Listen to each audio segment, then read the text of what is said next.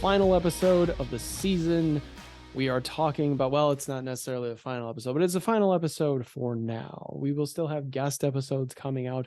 We will still have special co-hosted episodes coming out. I'm sure there's still a lot more to come. I have lots and lots of things in store between the October months of 2023 and 2024. There's just a lot that goes on. But when I get to the end of a season of content, of just a swath of things that I've been doing for the season, everything that's been recorded up to this point, and I look back and I say, wow, I really was more organized this year than other years for sure. I really did a lot more consolidating of everything that I had. And one thing that I've come back to this year more than other years is I've looked at the things that I need to do in my space in order to be so successful. And I've said, no kidding, no BS. What is it going to take? And this I got from Tom Bilyeu. And I talk about this more on the podcast, which always accompanies these episodes. There are 3 of them. Please go listen to them. I break everything down. I look at things now and I say, okay, no BS. What is it going to take? It's something that Tom Bilyeu, if you know who he is a billionaire. He founded Quest. Well, he didn't found Quest. He bought Quest. He made it into a big company. He's on YouTube. He's got Impact Theory. I can leave links for it if I can remember. What he talks about is the things that he does, the hard things that he does. Any fitness goal you're going to have, anything that you're really going to do, you can go through the motions and you can see the no work, the work that you're doing really isn't paying off for you. And at a certain point, I get through just like he has and says, okay, fine, let's really sit down and look at this whole thing that we want to do and say, no BS, what is it really going to take to do it? What is it going to take to complete this cosplay? Like, what is it going to take? Really, how many hours am I going to have to put in? How much money is it going to cost if I have to outsource everything? If I have to build it all myself? Do I need a 3D printer? Do I need this? Do I need that? What skills do I need to do it? And how much time is it going to take me from today to the end result, which is getting the thing done? What's it going to take? Is it going to take 24/7? Like I have to take a week off of work and I have to spend $4,000. Like, what is it really going to take? And so you can look at that and you can say, okay, this is what I have to do. My example, and I will first explain to you something that I used to work on with an influencer online. She has 300,000 some odd subscribers on YouTube. Worked with her in the early days of building a YouTube channel, in gaining her traction in both Instagram, Facebook, and also, of course, on YouTube. Some of the videos that we created or that I suggested for her online went and are still some of the most watched videos in her language. So there's things to be said about that. But one thing that she did come up with that I can take no credit for whatsoever is focus. She had a saying, and it is a fitness saying, and it is cliche, but it is that you follow one course until you succeed. Like, focus, follow a course, follow one course until success. That is really this whole no BS thing that is going into this. This is the doing the hard stuff. And I can tell you that it works as long as you're on a course and you're on a path. If you want to accomplish something, literally just focus on one thing at a time. It will work. You don't have to overthink it. You just have to do it. There are many, many different ways. And one thing that she did tell me as a fitness trainer is all sorts of trainers say all sorts of different things.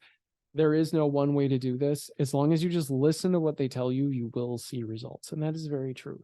If you deviate from what they are telling you, if you can't follow what they are telling you, then it's not going to work. It will work if you follow what they tell you, and it will work if you do their plan the way that they tell you. Now, if you can create your own plan, that's great, because that's what I did with fitness. I was a fitness instructor back in 2018. I was a certified fitness instructor for a couple of years. I did work with people. I worked with people internationally. I've had personal trainers. I have been a martial arts instructor, and I've trained in martial arts and studied martial arts for 25 years. So I have a little bit of a background.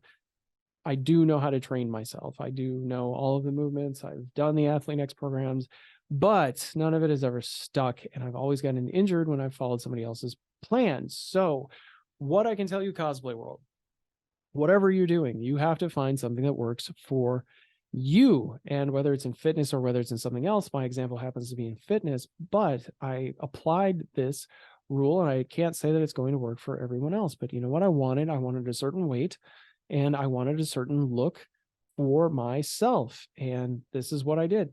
I injured my knee, first of all. I tore up my knee. And when I tore up my knee, instead of giving up, instead of saying, no, I'm not going to do any more exercise, I'm not going to do this, I'm not going to do this, I can't walk. I could barely walk around the block for a while. I couldn't really get upstairs very well. Things were not good with my knee. I had it all taped. I had it wrapped. I had a brace on it. But instead of saying, okay, I can't work out, I can't do this, I can't do that, I'm not going to be able to diet because A, B, and C, I instead said, screw it. I'm going to change all my workouts. I'm going to do this many workouts every week, and I'm going to do it all upper body until my leg gets better. And it worked. And I found the time that worked for me. It works for me better. I can't get up in the morning and work out. It's impossible. I get up at 4:30 and it is way too early for me to do anything except drink coffee. And maybe that'll change soon, but right now that's how it is. I get up and I do go through my morning routines, which is totally different than that, but I do have a routine in the morning. It does work for me very well to go through more of the mental focus than it does the physical focus. So at night, when I get home from work, I will either eat something right away and then work out, or work out right away. And that seems to work just fine. And I can do that.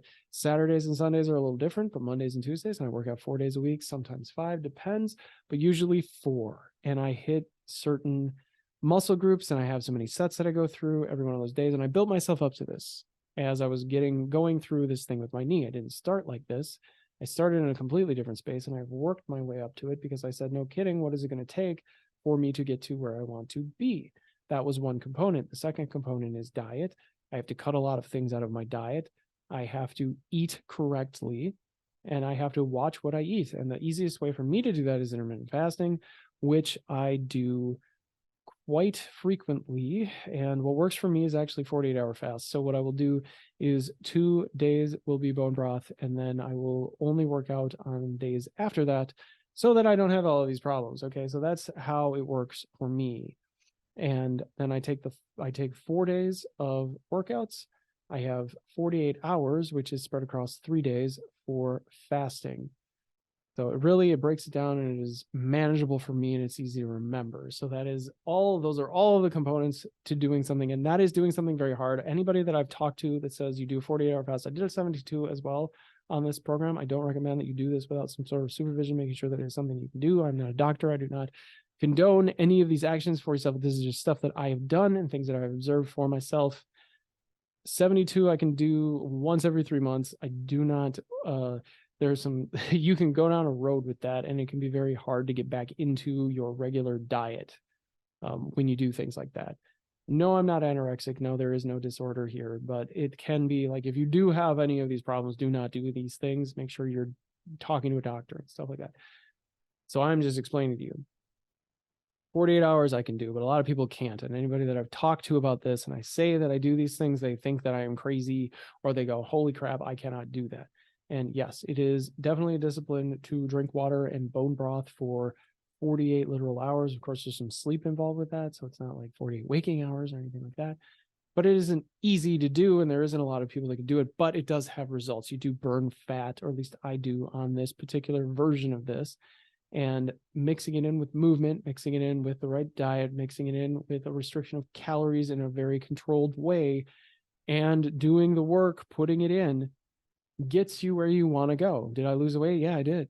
I was 179, and now I'm just on a different, like, I'm on to the next thing. Like, okay, now we're going to build muscle. Now we're going to do this. Now we're going to do that. You start to gain momentum and you start to gain confidence. This can be applied to anything that you do in cosplay.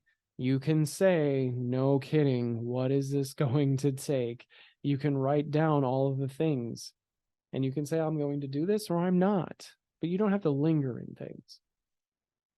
You do not have to sit there and wonder, or just plop along through something. And yeah, it can come from a really good space. All of this, everything that I've done for myself inside of fitness, inside of cosplay, applying the same logic.